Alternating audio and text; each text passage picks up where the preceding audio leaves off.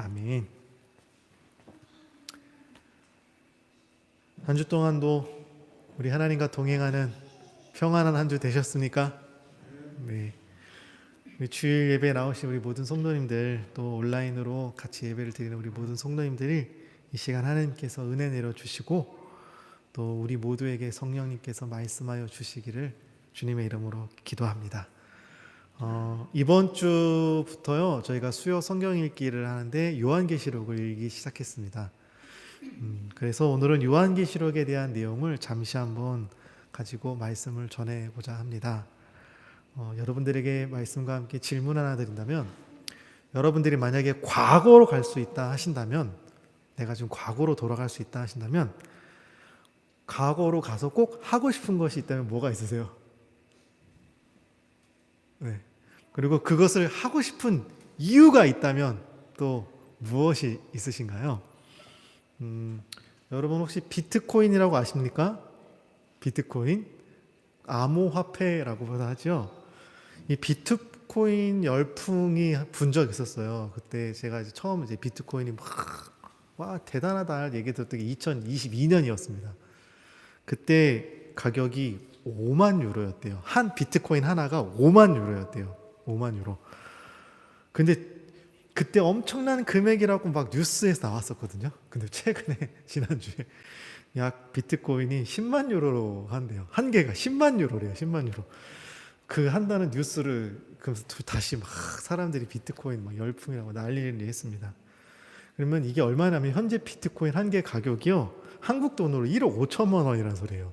비트코인 하나가 1억 5천만 원이래요. 와우. 와우.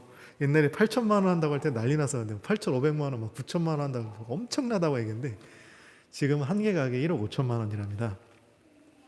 비트코인이 처음 나와가지고 첫 거래를 했을 때요, 기록이 뭐였냐면요, 피자를 살 때 구입했대요. 피자 살 때 구입했대요. 그래서 누군가가 비트코인 10,000개를 줄 테니까는 피자 2판을 나에게 사달라. 그럼 10,000개를 주겠다. 그게 첫 비트코인의 거래 시작이었다고 합니다. 비트코인 10,000개면요 20만 유로거든요. 우리 돈으로, 한국 돈으로 하니까요 1조 5천만 원이더라고요. 그러니까는 한 10 몇 년 전, 많이 잡고 한 20년 전이라고 얘기하겠습니다. 20년 전에 비트코인 10,000개가요 피자 2개 20유로짜리였어요.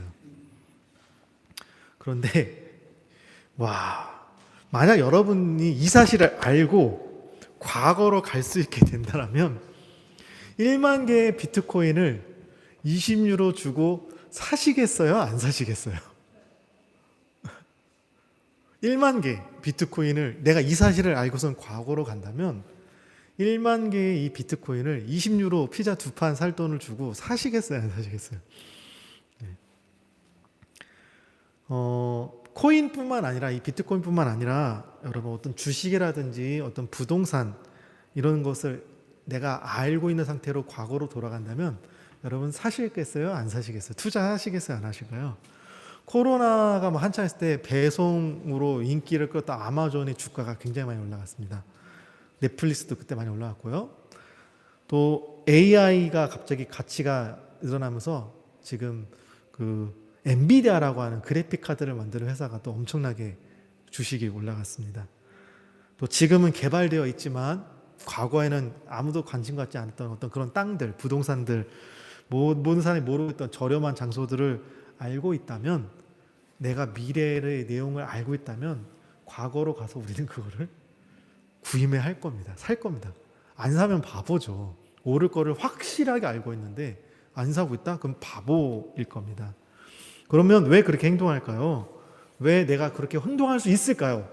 비트코인을 10,000개를 20유로 주고 피자 2판 사주면 주겠다 할 때 왜 그걸 우리 20유로 주고 살 수 있을까요? 이게 몇십 년이 지나면, 십몇 년이 지나면 1조 5천만 원이 될 거를 알고 있다면, 확신하고 있다면 우리는 그걸 사겠죠. 확신하면 사겠죠. 그러면 남이 뭐라도 상관없이 우리는 그걸 할 거예요. 이게 정말로 확신을 갖고 있다면 남이 뭐라고 해요, 바보 아니야 라고 얘기할 때도 우리는 할 겁니다. 미래의 가치가 분명히 오를 것을 알면서 구입하지 않으면 바보죠. 다른 사람들은 모르지만 저와 여러분, 오늘날 예수님을 믿는 우리는요, 성경에서 알려주는 미래의 모습을 알고 있습니다. 우리는 미래에 일어날 일을 알고 있어요. 그리고 인생과 그리고 이 세상은요, 종말을 향해 가고 있다는 사실. 그리고 그 종말 뒤에는 뭐가 있어요? 하나님의 심판이 있다는 사실. 그리고 그 심판은 모든 사람이 한 사람도 피하지 못하고 한 사람도 도망가지 못하고 모두가 다 하나님 앞에 받아야 할 결과로, 심판으로 딱 두 개로 갈라진다는 거죠. 영원한 생명으로 가든지 영원한 지옥으로 가든지. 그 둘, 이것은 분명한 사실, 앞으로 미래에 일어날 분명한 확실한 사실이라는 것입니다. 하나님께서 천지를 창조하시고 나서부터 지금까지 성경에 많은 예언들이 있었습니다. 그리고 그 예언들은요, 다 이루어졌습니다. 성경에서 예언한 예언들은 다 이루어졌어요. 단 하나만 빼고 모든 것이 정말 사실로 이 땅 가운데 다 이루어졌습니다. 성경에서 예언한 것 중에 아직 이루어지지 않은 단 하나 남은 게 뭐였냐면 뭘까요? 예수님께서 다시 오신다는 사실입니다. 그렇다면 예수님께서 오실 것 같으세요? 안 오실 것 같으세요? 성경에 예언한 게 다 이루어졌다니까요. 근데 하나 안 이루어졌어요. 예수님께 다시 오신다는 거. 예수님께서는 다시 오시겠죠. 네. 성경에 예언한 것들 중에 아직 이루어지지 않은 단 하나 남은 사건, 예수님의 재림에 대한 예언입니다. 그리고 예수님의 재림에 대해서 가장 많이 설명하고 있는 성경이 바로 요한계시록입니다. 이전에 요한계시록 혹시 집에서 읽어보신 분 계세요? 요한계시록? 네.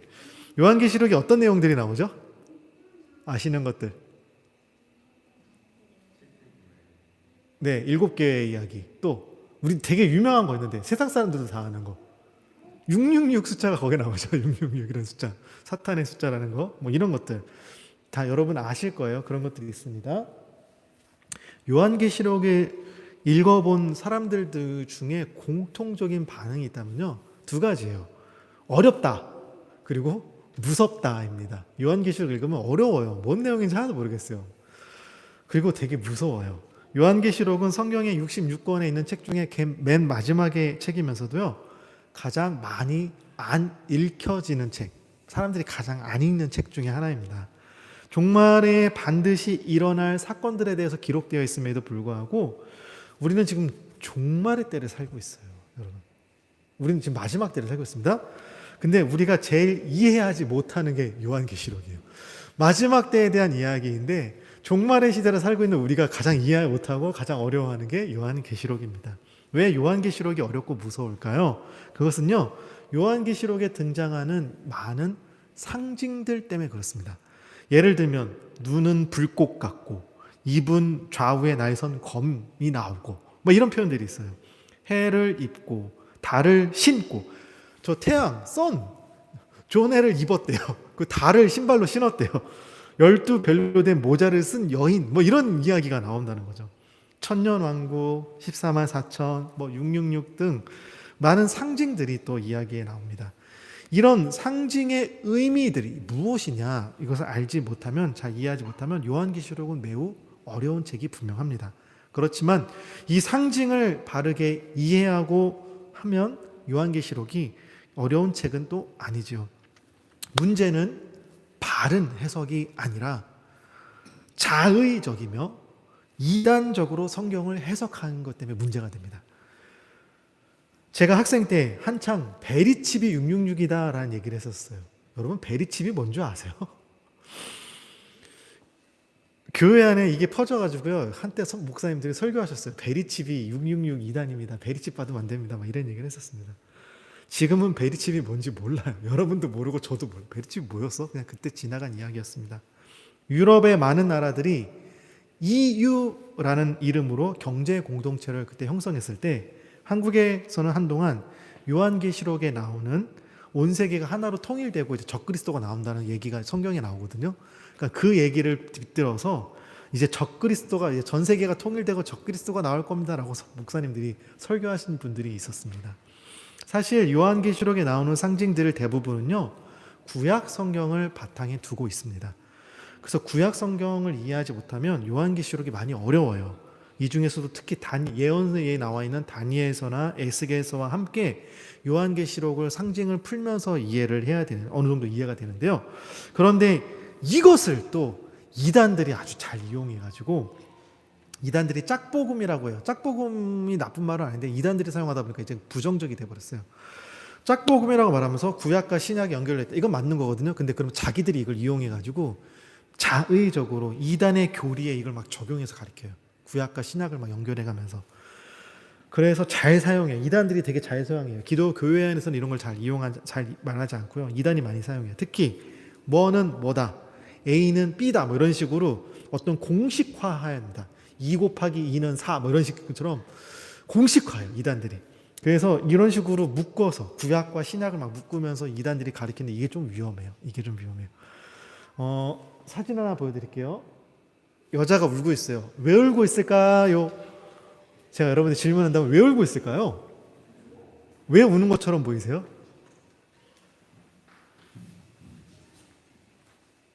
다양한 이유가 있겠죠. 그렇죠. 뭐 칼질을 하다가 잠깐 손을 베었어요. 그래서 아파서 우는 수도 있고, 복권에 당첨돼가지고 너무 기뻐서 울 수도 있고, 내가 응원하는 우리 축구팀이, 국가대표팀이 월드컵에 나가서 우승을 해가지고 기뻐서 울 수 있고, 아버지가 지금 뭐 암이 걸리셨다는 수술에 들어갔다고 해서 그런 소식을 듣고 울 수도 있고, 사랑하는 연인에게 실연을 당할 수 있고, 반대로 사랑하는 여인이 프로포즈를 해가지고 너무 기뻐서, 몰라요. 앞뒤 상황을 다 보고 이해해가지고, 아, 이런 배경들 때문에 이 여인이 웁니다 할 때 그래서 우는구나, 이해가 됩니다. 그런데 우는 것은 전부 실현당해서 우는 거야. 여자가 우는 것은 전부 사랑하는 사람한테 실현당해서 우는 거야 라고만 딱 못 박아 버린다면 이거는 틀린 거잖아요. 아까 말씀드린 것처럼 여러 가지 이유 중에 하나는 맞을 수 있지만 그것 때문에 우는 것이라고 딱 못 박으면 안 되는 거잖아요. 여러 가지 이유가 있는데 한 가지로 이야기하면 안 되는 것처럼 이단들은요, 이걸 공식화해요. 특히 신천지가 많이 이렇게 하는데요. 말씀은 씨앗이야, 씨야, 이렇게 그냥 말씀 이퀄 씨앗, 이렇게 공식화 만들어 버립니다. 이처럼 모든 말씀에, 성경 말씀에 나오는 단어 중에 말씀이라면 이건 씨야라고 이렇게 비유를 해버리게 되면 이게 다양한, 아까 우는 거는 실현당해 우는 거야, 이렇게 딱 공식화해 버린 거와 마찬가지예요. 성경은 그때그때마다 다양한 의미들을 품고 있어요. 앞뒤 배경을 봐야 되는데 그런 거 없이 이렇게 공식화해 보면 안 된다는 것이죠. 신체적으로 이렇게, 만약 여러분 혹시라도 나중에 뭐 이런 얘기하는 사람이면 신천지구나 라고 아시면 돼요. 여기 제가 세번했잖아요. 씨는 말씀, 밭은 사람 혹은 교회, 그리고 나무는 사람, 새는 영, 뭐 누룩은 교훈, 그릇은 사람의 마음 등, 어떻게 보면 맞는 의미이지만 꼭 이것만이라고 말할 수 없어요. 근데 이렇게 공식화시켜요. 그러면서 비유, 성경에 나오는 비유는 이렇게 해서 풀어야 돼 라고 얘기하는 사람들이 있습니다. 이런 뜻을 가지고 풀어야 돼 하면서 되게 그럴싸해요. 들어보면 100이면 100 다 넘어가요. 저도 2단 교육 받으면서 한번 들어봤거든요. 너무 은혜로운 거예요. 너무 은혜로워. 저렇게 비유하는데 너무 은혜로운 거예요. 근데 그 2단 신천지 가르치는 내용이래요. 깜짝 놀랐어요. 아, 이래서 목사님들도 2단에 빠지고 장로님들도 2단에 빠지고 권사님들, 지사님들 교회 오래 다니는데 이래서 빠지는구나. 처음부터 이만희가 교수님이 이렇게 얘기 안 하거든요. 다 세뇌시켜서 가거든요. 그러니까 조심하셔야 돼요, 여러분. 성경 내용, 그러니까 교회에서 가르치는 내용과 좀 뭔가 은혜로운데 교회에서 가르치는 내용은 다르다. 그러면 약간 좀 의심하셔야 돼요. 그리고 사람들은 요한계시록을 읽을 때 무서움을 느끼는 이유가 뭐냐면요, 요한계시록에는 좀 많은 심판의 내용들이 나옵니다. 7개로 구성된 심판이 3번이나 나오죠. 7인의 심판, 인을 띄어서 심판하는 것, 7 나팔을 불면서 심판하는 것, 7 대접, 대접을 뭐 재앙을 부어가지고 이 세상에 오는 심판입니다. 그런 심판들을 통해 또 사람들이 많이 죽는 내용이 나옵니다. 첫 번째 7인 시작되면 전쟁이 벌어지고 전염병이 돌고 기근이 생깁니다. 큰 지진이 나고 해가 검은 털로 짠 상폭처럼 검은이 돼. 상폭. 그러니까 한국은 장례할 때 검은 옷 입잖아요. 이것을 표현한 겁니다. 달이 온통 피같이 되고 하늘의 별들이 화가 나무에 태풍이 흔들려서 나무가 떨어지는 것처럼 막 떨어진다. 막 이런 천지재변의 일은 일어난다는 얘기죠. 두 번째 일곱 나팔 심판이 시작되면 땅의 3분의 1과 바다의 3분의 1이 파괴가 되고 그 안에 사는 사람들이 죽는다는 얘기가 나옵니다. 세 번째 일곱 대접, 이게 일어나면 큰 성 바벨론이 큰 지진으로 완전히 무너지는 일이 생긴다. 뭐 이렇게 다 죽는다는 이야기가 나오죠. 이처럼 요한계시록의 중심 내용이 일곱 인, 일곱 나팔, 일곱 대접의 심판의 이야기가 나오니까, 그래서 요한계시록 전체의 분위기가 되게 무거워요. 무서워요. 심판하는 내용이다 보니까. 그런데 정말 중요한 것은요, 요한계시록은 나오는 심판이요, 성도들에게, 예수님을 믿는 우리에게 무서움을 주기 위한 것이 아니라, 요한계시록 예언 심판은 우리에게 소망을 주기 위한 것이라는 겁니다. 이해가 되시나요? 좀 더 자세히 설명해 드릴게요.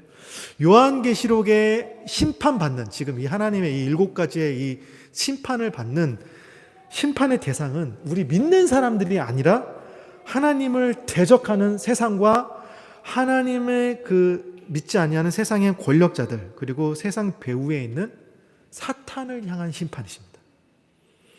이는 마치 구약시대 때 이집트에서 종살이 하던 이스라엘 사람들이 그곳에서 해방이 나올 때 하나님이 그 이집트를 한번 심판하시죠. 10가지 재앙으로.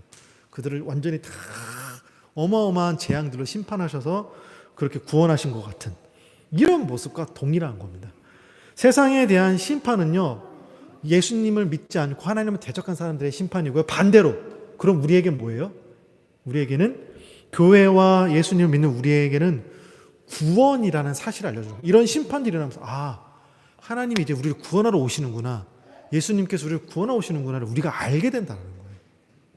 그러니까 재앙은 우리에게 무서운 것이에요. 예수님이 곧 오신다는 우리에게 기쁜 소식인 겁니다.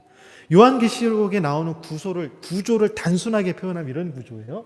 여기 보시면 첫 번째 환상, 두 번째 환상, 세 번째 환상, 네 번째 환상의 모습으로 나와요. 그러니까 요한이 총 4번의 환상을 보여요. 첫 번째 환상은 누구에게 준 거예요? 교회를 향한 말씀. 그래서 7교회 이야기가 처음에 나오죠. 교회를 향한 말씀.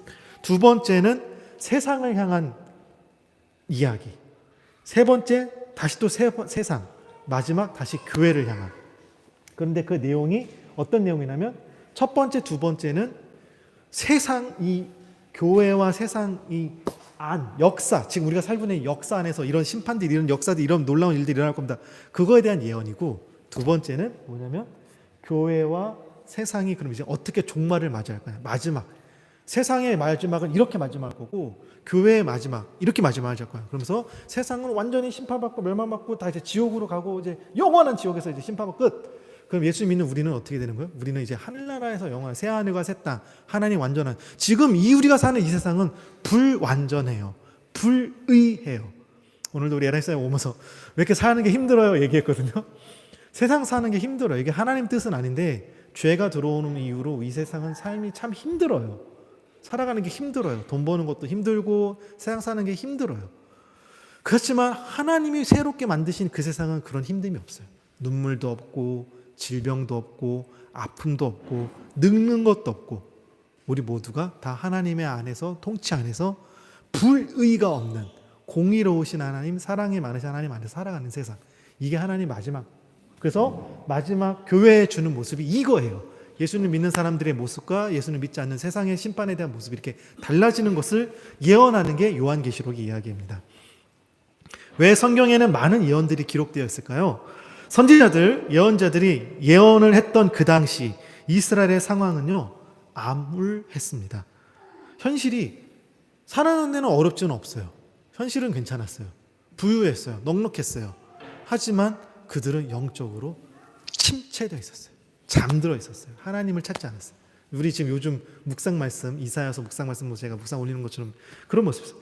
이사야 선지자, 예레미야 선지자, 에스겔 선지자가 남유다라가 바벨론에게 멸망하여서 많은 백성들이 바벨론의 포로로 잡혀간 암울한 시기에 이 성령님에 의해서 꿈을 꾸고 환상을 보았습니다.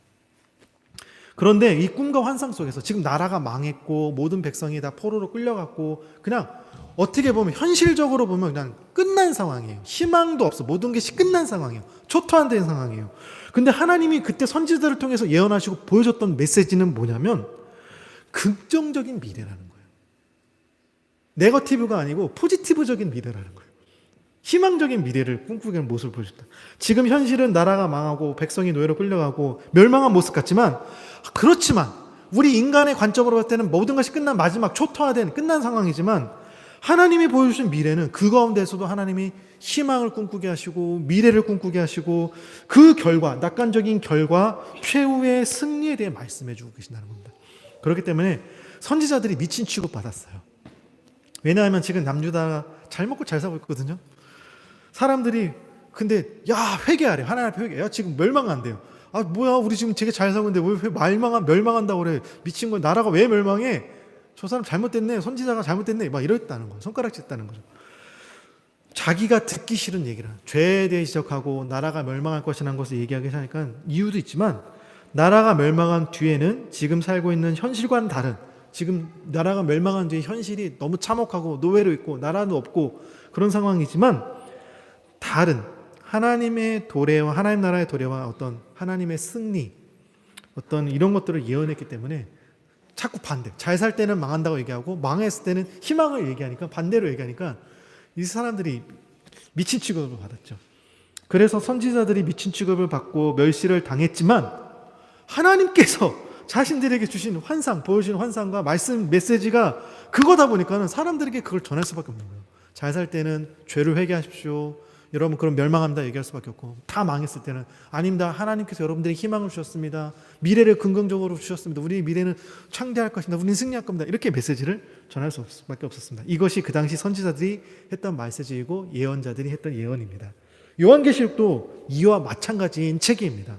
오늘 본문 1절에 보면은 요한계시록에 쓰여진 목적이 나와요. 오늘 1절에 보면 한번 같이 읽어보겠습니다. 뭐라고 나온지 한번 읽어볼게요. 시작.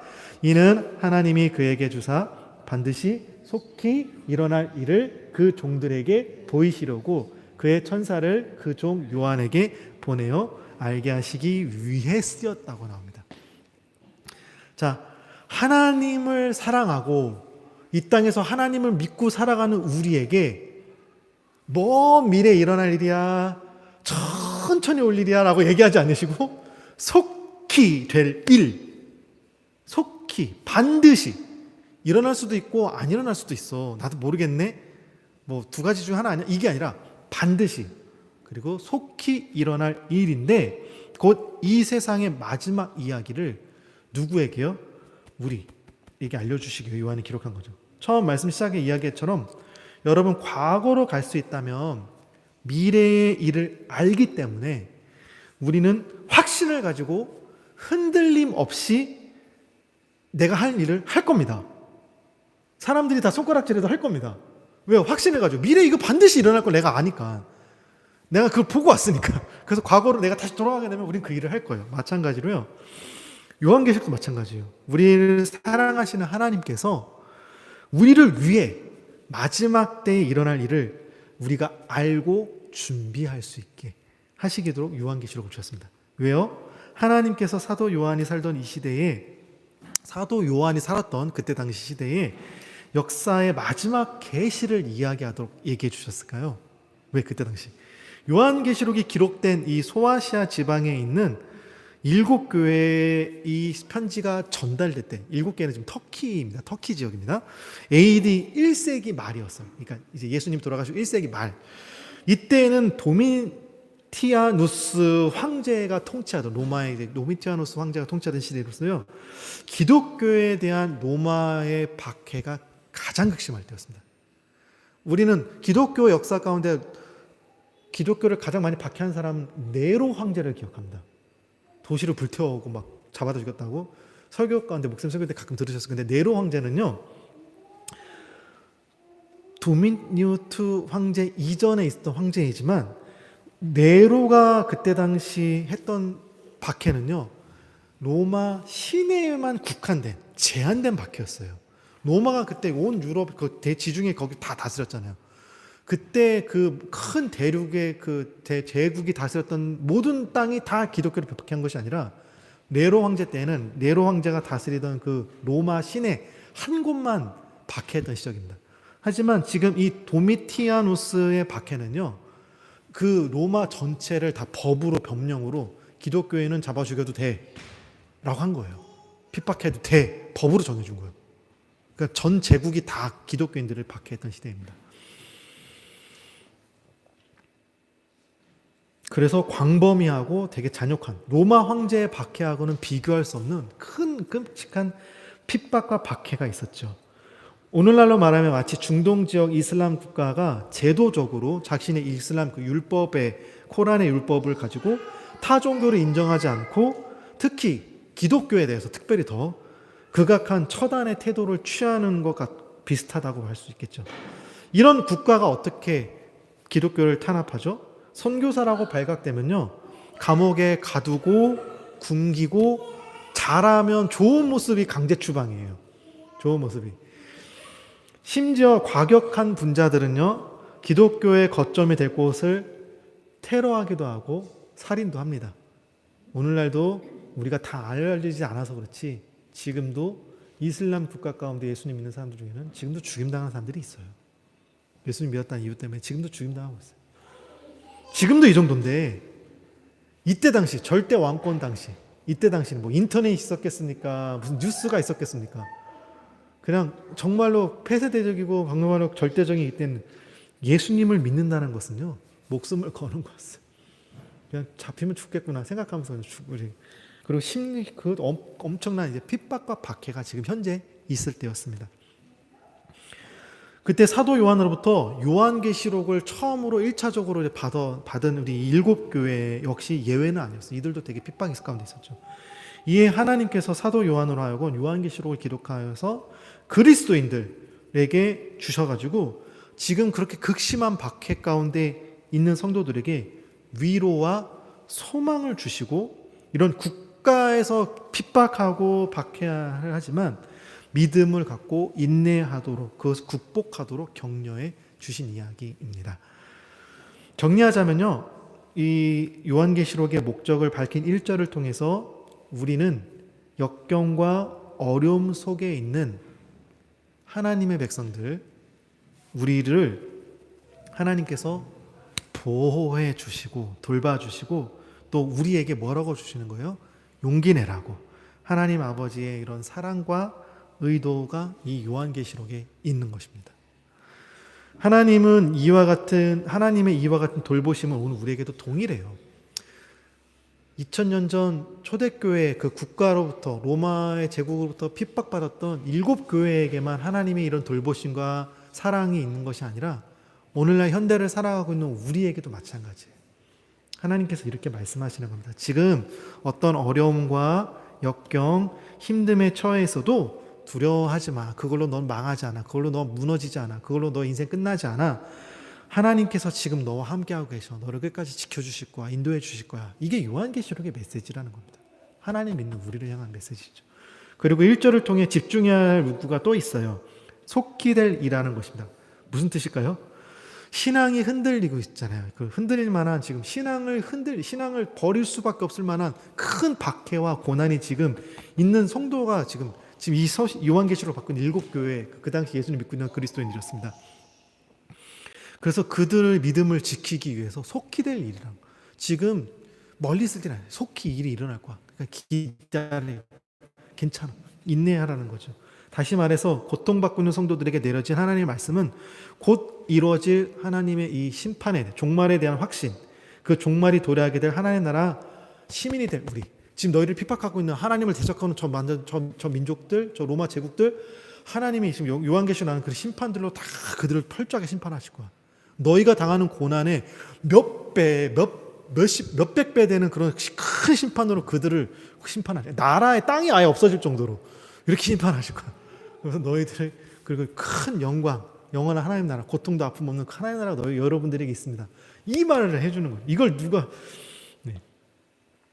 이런 소망을 가지라는 거죠. 하나님 나라에 대한 확신과 소망, 그리고 그 나라가 신속히 이루어질 것이 믿는 것은 현재를 우리가 살아가고 있는 우리가 가져야 할 자세입니다. 사도 베드로도요, 고난당하는 성도들에게 베드로전서 1장 6절 7절 이렇게 얘기하고 있습니다. 우리 같이 한번 읽어보겠습니다. 시작. 여러 가지 시험을 인하여 잠깐 근심하게 되지 않을 수는 없겠으나 오히려 크게 기뻐하도다. 너희 믿음의 확실함은 불로 연단하여도 없어질 금보다 더 귀하여 예수 그리스도께서 나타나실 때에 칭찬과 영광과 존귀를 얻게 하려 것입니다. 아멘. 베드로가 지금 사도 베드로가 뭐라고 얘기하냐면요, 여러 가지 시험을 인해 잠깐 지금 삶을 살아가면서 여러분 한가운데 여러 가지 시험이 있어. 그래서 그것 때문에 잠깐은 근심될 수 있지만 여러분 오히려 기뻐하십시오. 여러분이 믿고 있는 이 믿음, 이것이 얼마나 확실하냐면 불로 태웠을 때 금도 없어질 정도로 불로 연단했지만 우리의 믿음은 지금 불같이 우리 지금 환난이, 지금 나의 어려움이 불로 나를 연단하는 것 같은 어려움이에요. 불로 연단하면 뜨겁죠, 어렵죠, 힘들죠. 하지만 그 어려움은 잠시 있으면 끝날 거야. 근데 우리 믿음은 없어지지 않아. 이 세상의 재물들, 이 세상의 물질들, 그건 다 불로 태우면 없어질 것들이야. 사라질 것들이야. 하지만 하나님을 믿는 믿음은 금보다 더 귀해서 그리스도께서 나타나실 때 내가 이 흔들리지 않은 믿음, 이 굳건한 믿음을 갖고 있는 것으로 하나님께 칭찬하시고 영광과 존귀로 우리를 데워주실 겁니다. 우리의 믿음은 돈으로 살 수 있는 것이 아니라 하나님께 칭찬하시고 영광과 존귀로 받으시는 너무나 귀한 믿음이라는 사실이죠. 이 결말을 알기 때문에 사도 베드로는 힘있게, 여러분 지금 고난 당하고 있으니까 죽음의 핍박에서 괜찮아요. 여러분 믿으십시오. 이건 아무것도 아닙니다. 이거 너무나 큰 믿음이다. 확신을 가지고 얘기할 수 있어요. 꼭 미래를 본 것처럼 얘기하죠. 미래에서 온 사람처럼 확신을 가지고 얘기할 수 있는 겁니다. 3절 말씀을 보겠습니다. 오늘 성경 3절입니다. 시작. 이 예언의 말씀을 읽는 자와 듣는 자들과 그 가운데에 기록된 것을 지키는 자들이 복이 있나니 때가 가까움이라. 여기서 주목해야 할 것은요, 요한계시록을 읽기만 해도 듣기만 해도 복이 있다라는 겁니다, 여러분. 즉 요한계시록은요, 우리 그리스도인들에게 두려움, 무서움을 주게 한 것이 아니라 뭐라고요? 복을 주기 위해 쓰였대요. 복을 주기 위해서. 그렇다면 요한계시록은 우리의 삶에서 차지하고 있는 위치가 어느 정도일까요? 복을 주는 책으로 요한계시록이 읽으시나요? 아니면 읽기 어려워서 덮어놓고 있는 책으로 우리가 읽고 있나요? 네. 안타깝게도 후자일 경우가 많아요. 그래서 우리가 수요 성경 읽을 때 한 번 또 요한계시록을 같이 읽고 있습니다. 특히 이단들은 요한계시록을 통해서 이단 사상을 좀 많이 사람들에게 심다 보니까요, 우리가 무의식 중에서도 요한계시록을 좀 거부감을 갖고 있어요. 요한계시록을 막 읽고 배우면 약간 이단에 빠진 사람처럼 생각하는 경우가 있어요. 그러나 여러분, 우리는 이렇게 기억하시길 바랍니다. 요한계시록은 결코 우리의 삶을 복잡하게 만들고 우리로 하여금 하나님 앞에 무기력함을 느끼도록 하기 위해 주신 책이 아니에요. 오히려 우리에게 있어서 가장 어려운 난제인 역사의 끝에 대한 하나님의 분명하고 명쾌한 해설인 거고요. 그리고 또 뭐라고요? 우리에게 복을 주시기 위해 쓴 책이라는 사실입니다. 만일 누군가가 이 종말이나 요한계시록의 말씀을 통해서 우리를 막 무섭게 하고 무서움을 느끼게 하고 그런다면 그 사람이 다른 의도를 가지고 이야기하는 것일 수도 있어요. 다 그런 건 아니에요. 그렇지만 그런 의도를 가지고 하는 사람도, 다른 의도를 가지고 하는 사람도 있다라는 사실입니다. 왜 그러냐면 사람을 통제하고 통치하는 데 있어서 가장 쉬운 수단 중에 하나가 바로 공포예요. 두려움이기 때문에 그렇습니다. 두려움과 공포를 느끼게 함으로써 자신의 말을 잘 듣게 할 수 있어요. 이게 교회 안에서 이러면 안 되는데 혹시라도 교회 안에서 이런 일이 생길까 봐 말씀드리는 거예요. 이탈하고 벗어난 믿음, 우리가 세상의 어떤 즐거움과 세상의 괴락 때문에 지금 우리 이사야서 읽는 것처럼 남유다의 성도들처럼 믿음에서 하나님으로부터 이탈하고 벗어났기 때문에 그들을 돌이키기 위해서 질책할 수는 있지만 미래나 하나님에 대한 어떤 두려움, 공포심을 유발해가지고 그걸 느끼게 알아서 하는 것은, 그래서 내 통치 아래 막 쉽게 하려고 하는 것은 옳지 못한 행동이에요. 하나님은 우리에게 결코 그런 의도로 이 말씀을 주신 것이 아닙니다. 요한계시록은 믿지 않는 사람들에게는, 하나님을 믿지 않는 사람들에게, 예수님을 영접하지 않는 사람들에게는 그들을 향한 심판, 그들을 향한 멸망의 예언이기 때문에 이게 두려운 게 많아요. 그냥 멸망당하는 것도 아니고 무슨 큰 재앙과 무슨 편지재변을 통해서 너무나 고통 가운데 재앙을 당하기 때문에 두려운 것이 맞지만, 그들이 두려움을 느끼는 것은 맞지만 믿는 사람들에게는 반대라는 것입니다. 오늘 말씀을 통해 분명히 복을 주시기 위해 쓰였다라고 말씀하고 있습니다. 그리고 그 복을 받는 대상이 누구라고 나오냐면요, 이 예언의 말씀을 읽는 자와 듣는 자들과 그 가운데에 기록한 것을 지키는 자들. 이게 우리에게 복된 말씀인 거예요. 여러분은 지금 오늘 와서 이렇게 말씀을 듣습니다. 그리고 성경을 읽으셨죠. 또 여러분들이 이제 이 들은 말씀을 가지고 여러분의 삶의 자리에서 지켜나가실 겁니다. 그렇기 때문에 요한계시록은 우리에게 복된 말씀인 거예요. 믿지 않는 사람들에게는 너무나 무서운 심판이지만 이 말씀을 믿는 우리에게는 복된 말씀인 겁니다. 하나님께서 성경을 통해 우리에게 주시려고 하는 복이 참 많이 있습니다. 성경에 보면 하나님 우리에게 주시는 축복의 통로들이 되게 많이 있습니다. 그런데 이 복을 받는 방법은요, 하나님의 말씀을 읽고 듣고 지킬 때, 그때 비로소 하나님 우리에게 약속하신 그 복들을 허락해 준다고, 그 복이 우리에게 임한다고 말씀하십니다. 여러분, 매일 삶의 자리에서 하나님의 말씀을 읽고 묵상하는 것이 우리에게 복이에요. 그리고 여러분, 이렇게 예배 자리에 나와 말씀을 듣는 것이 복입니다. 그리고 또 읽고 묵상하고 들은 말씀을 여러분의 삶 가운데서 다 지킬 수는 없지만 지키려고 노력하면서 여러분이 사시잖아요. 그것이 실천에 살아가는 그것이 우리에게 복입니다. 구약은 주로 물질의 축복이었습니다. 구약 시대에는 물질이 축복이었습니다. 근데 구약 시대의 상황을 대해서 다음 주에 제가 설교를 해드릴게요. 왜 그 물질 축복될 수밖에 없었는지. 그리고 신약에는 이제 예수님을 믿는 믿음이 이제 축복이 되었습니다. 현대 오늘날 살아가는 우리는요, 이미 다 대부분 다 잘 살아요. 여러분 먹는 것 때문에 걱정하지 않으시잖아요. 오늘날 우리는 충분히 잘 살고 있어요. 그런 이 세대의 마지막, 정말 어떻게 보면 가장 많은 걸 누리고 옛날에 왕들도 누리지 못했던 걸 오늘날 평범한 우리가 누리고 살아가는 이 시대 가운데에서 마지막 우리에겐 축복은 뭐냐면요, 이 재림의 신앙, 마지막 예수님의 오심을 기억하고 준비하는 신앙, 마음에 품고 이것을 생각하는 우리 이 신앙이 무엇보다도 우리에게 가장 귀한 축복 중에 축복입니다. 오늘날 이 세상을 하루하루 살아가고 있는 우리 믿음의 사람들에게 요한계시록은 분명하게 우리에게 말씀해 주고 있습니다. 로마 제국의 국가적인 핍박과 고난 속에서도 요한계시록을 받아 읽었던 초대교회 성도들처럼 오늘날 이 세상을 살아가는 지금도 우리에게는 동일하게 어려움이 있어요. 삶을 살아가면 어려움도 생기고 문제도 생기고 힘든 일도 종종 발생합니다.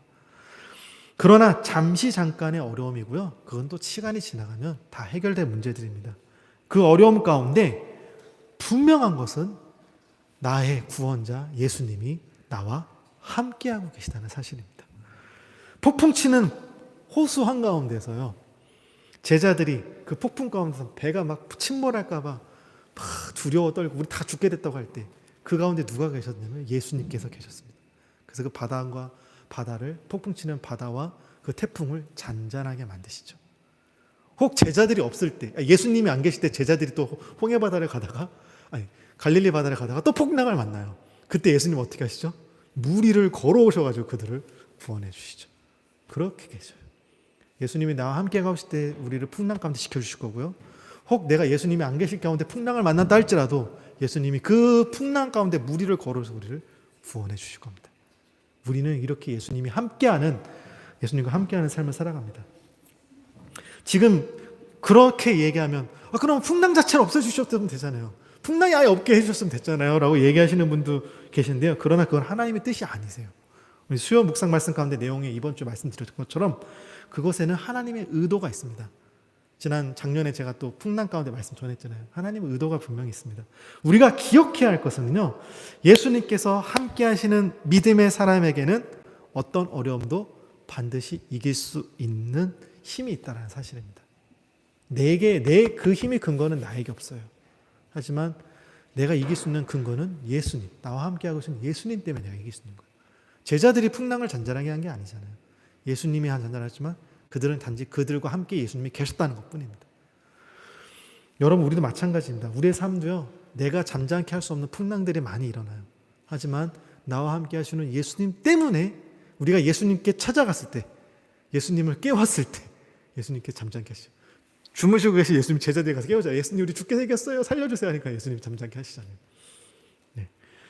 분명한 결과는 하나님께서 우리를 가장 좋은 길로 인도해 주실 거라는 사실입니다. 하나님이 설마 우리를 죽음의 길로 인도하시겠어요? 너 가서 한번 죽어봐 이렇게 몰지 않으세요. 다 고난이 있다면 의도가 있으시고 계획이 있으시고 어떤 뜻이 있으신 거죠. 비트코인이 분명히 오를 것이라는 사실을 알고 확신하면 여러분 비트코인 구입하실 거예요. 확신하기 때문에. 이거는 미래에 확실히 오를 거야. 1조 5천억이 될 거야. 그래서 10만 유로, 10만 개의 그 비트코인을 20유로 주고 사는 것처럼. 그렇다면요, 10만 유로까지 오를 동안 이 비트코인 가격이 올라갈 때도 있고, 내려갈 때도 있고, 올라갈 때도 있고, 내려갈 때도 있고 할 거예요. 그럴 때마다 이거를 확신하지 못하는 사람은 내려가면요, 불안하겠죠. 아, 이러다 훅 떨어지나 보다. 불안하겠죠. 하지만 이거 찍을 거라고 생각하는 사람들은 기다리겠죠. 확신을 가지고 기다리겠죠. 흔들리지 않겠죠. 요한계시록 예언이 이와 같습니다. 세상의 종말 심판을 모르는 사람들은요, 요한계시록의 내용이 하나씩 이 땅에 이루어질 때 어떤 재앙이 있고 두려움이 있고 무서운 일이 생길 때, 코로나 같은 환란이 막 생기면요 무서워해요. 죽을까 봐 무서워하죠. 하지만 우리는요 이 모든 일의 마지막 결과를 알고 있어요. 뭐예요? 하나님께서 이제 하나님을 믿고 있는 우리에게 약속하신 것처럼 진짜 예수님이 오셔가지고 우리를 영원한 하나님 나라로 데려가시겠구나. 그곳에서 이제는 우리가 고통도 없고 슬픔도 없고 이 세상에 그 땀 흘리는 수고 이런 것도 없이 하나님과 이제 평안한 가운데 살겠구나. 사자와 어린 양이 함께 뛰노는 평화의, 진짜 평화의 나라. 그래서 우리가 살겠구나. 네. 그렇게 예수님 믿는 내가, 사랑하는 우리 가족들, 그리고 함께 예수님 믿고 함께 사랑했던 우리 사랑하는 사람들과 함께 영원히 그곳에서 지낼 것이라는 사실, 이거를 우리는 분명히 알고 있다는 겁니다. 이걸 우리는 확신하고 있습니다. 이 사실의 근거는요 저에게 있지 않아요. 이 사실의 근거는 하나님께 있습니다. 하나님께서 보증하십니다. 사람의 약속과 보증은 불완전하고 불확실해요. 언제든지 깨질 수 있어요. 뒤집어질 수 있지만 하나님의 약속과 보증은 확실하죠. 절대 변함이 없습니다. 말씀을 마무리하겠습니다. 오늘 말씀을 통해 전하는 핵심은 이거예요. 요한계시록의 핵심은 뭐예요? 속히 이루어질 하늘나라는 진실이기 때문에 저와 여러분이 믿는 이 믿음은 헛되지 않다라는 것입니다. 이 믿음 때문에 고난당할 수 있어요. 어려울 수 있어요. 힘든 일이 생길 수 있어요. 헛되지 않아요. 죽을 위기를 당할 수 있어요. 오늘날 예수 믿는 사람들이 죽임당하는 사람도 있어요. 그럼에도 불구하고 그들이 부인하지 않는 이유가 뭡니까? 이거를 확신하기 때문에 그렇습니다. 이 사실을 확신하기 때문에. 그것을 증명해 주는 것은 이제 미래에 일어날 일들을 알려주고 있는 요한계시록입니다. 세상에 어떠한 핍박이에도 굴복하지 마시고 세상에 어떤 유혹이 와도 여러분 넘어지지 마시길 바랍니다. 그리고 장차 이루어질 예수님의 다시 오심과 영원한 천국에 대한 강한 기대감과 소망을 가지시고 이 세상에 소망을 갖는 것이 아니라 이 사실에 대해서 여러분 소망을 가지시고 믿음으로 살아갈 수 있기를 주님 이름으로 간절히 축원드립니다. 기도하겠습니다.